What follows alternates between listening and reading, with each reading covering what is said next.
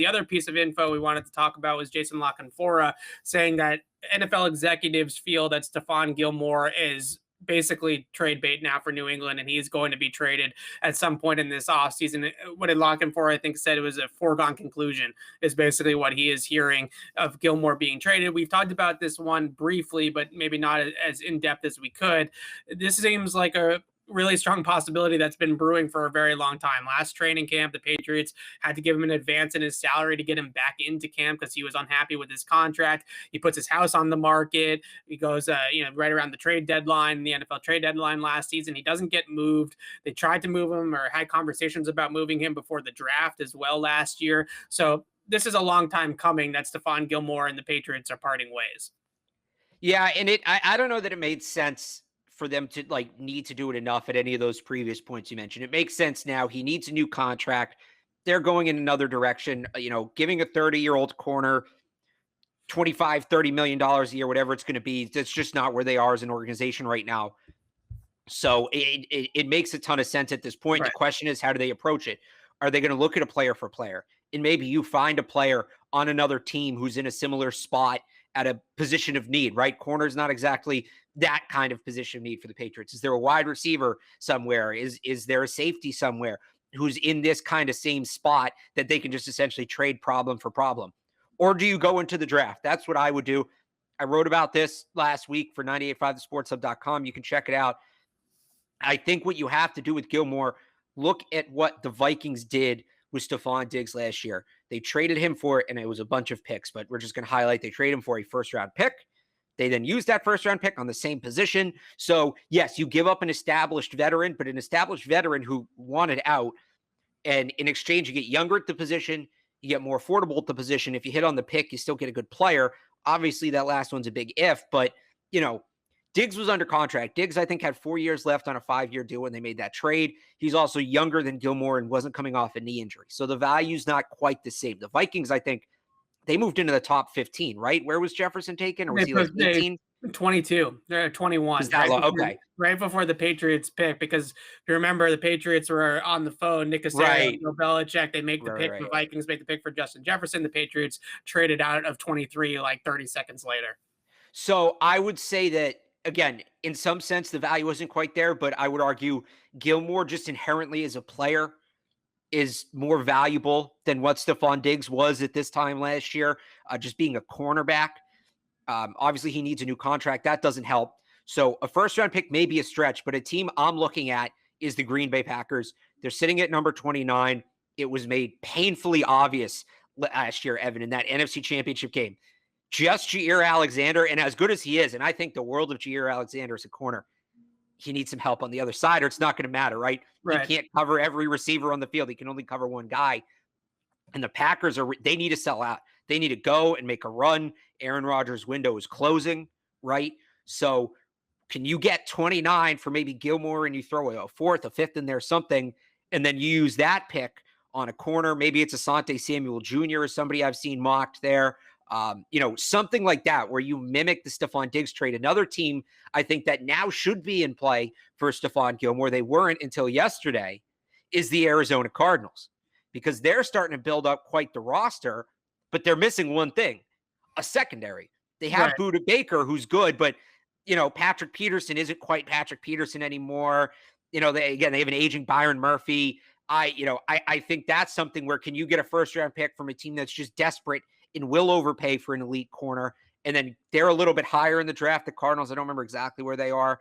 But do the same thing, flip that, and then maybe you're in the J.C. Horn conversation or something like that. That's how I would approach this if I was the Patriots. So I think that the Patriots I think they by kicking the can down the road on this trade, I think they eliminated all hope that they're going to get a first-round pick for Stephon Gilmore, because he's only under contract for 1 more year. It's not even necessarily the age and the injury. It's that you're trading for the player to then pay the player and give him a monster contract on top of the fact that you have to flip an asset for him.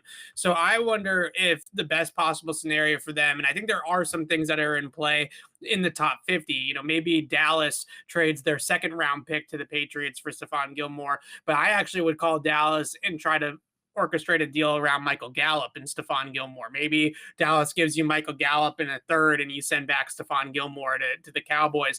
those player for player swaps, I think, need to be in the conversation with Gilmore, because they can take, like you said, from an area of strength at cornerback and address a need at wide receiver and get a veteran wideout in here. Because I think the draft pick, as we know, an end of the first round draft pick can be a crapshoot, right? It can turn Right. as quickly as it can turn into Logan Makins, it can turn into N'Keal Harry, right? And you just don't know at that Razai spot Dowling. who you're Well, going to Razai get. Dowling was the second round, but Yeah, and yeah, you know what we're getting yeah. at. So the question is that really the route that you want to go with such a great player like Stephon Gilmore? Not knowing exactly what you're going to get in that draft pick is a little bit dicey. Now, I think the benefit of it is and I wrote about this a few weeks ago, is that there are some cornerbacks in the draft, especially near the top of the draft, who are really, really prototypical Patriot type of players. Patrick Surtain's probably going to be a top 10, top 15 pick, but he's definitely a Patriot type of corner. Press top 15, top man, 5. maybe, I don't know. It depends on who you ask on that one. Caleb Farley has a lot of people spooning as well because of his athleticism, but either way, he's going to be in the top 10, top 15 of the NFL draft. Yeah. JC Horn, I think, is another guy who might be the most physical corner in the entire draft, right? He plays a really physical brand of football, both against the pass and in run support. He can tackle. He can really play press man coverage. He's got fluidity. He's got all the man coverage skills in the world that you're going to want. He's got ball skills. He's got length.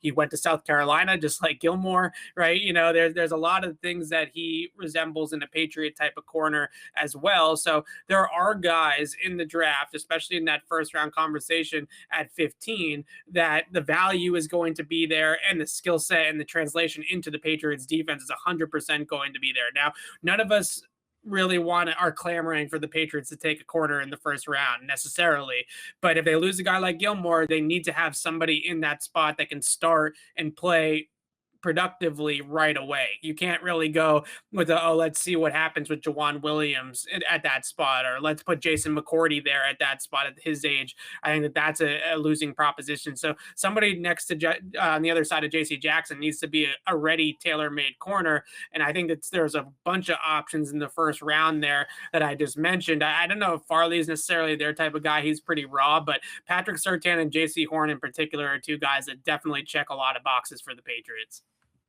Yeah, and I mean, it's an interesting point about Gallup. You kind of just trade one need for another. I'm still, I think they can get a first round pick. They're not trading into the top 15 with him. They're not going to do that. Right. But again, a team like the Packers, that the window's so small, what does that first round pick really do for them? Right? By the time that guy's ready to go, is Aaron Rodgers even still there? Okay. So like, I look at that and I think it just makes all the sense in the world for them to bring in a veteran. There's not a ton they can do with that pick. I know you have to figure out the cap side of it, but the cap, as Belichick likes to say, can be maneuvered. So I don't know. Like, if you trade for a guy like Michael Gallup, right, who you just brought up, then that's, a 1 year for a 1 year thing. Like, are you re-signing? If you can sign Michael Gallup to an extension, I guess I'm more behind it if you know you're going to do that. But True. If you trade Gilmore for a first, you draft a corner, that's a 4 to 5 year investment. That's a guy you're going to have as you go through this pseudo rebuild that can kind of be a cornerstone of the defense. If you trade Gilmore for Gallup, you're giving up a cornerstone who, granted, you might lose anyway. But for a guy you might lose, you still might lose anyway, and then you're just back to zero. I guess maybe you get a third round comp pick. So I guess I'm more interested in the long term right now. And to me, if you can swap him for a pick, I understand there's risk, but I just like the long-term upside of that. And I trust Bill Belichick to identify a first-round cornerback, maybe not a second-round cornerback. I already mentioned Razai Dowling, but in such a good cornerback year, right? I trust him to go out and find the right guy there.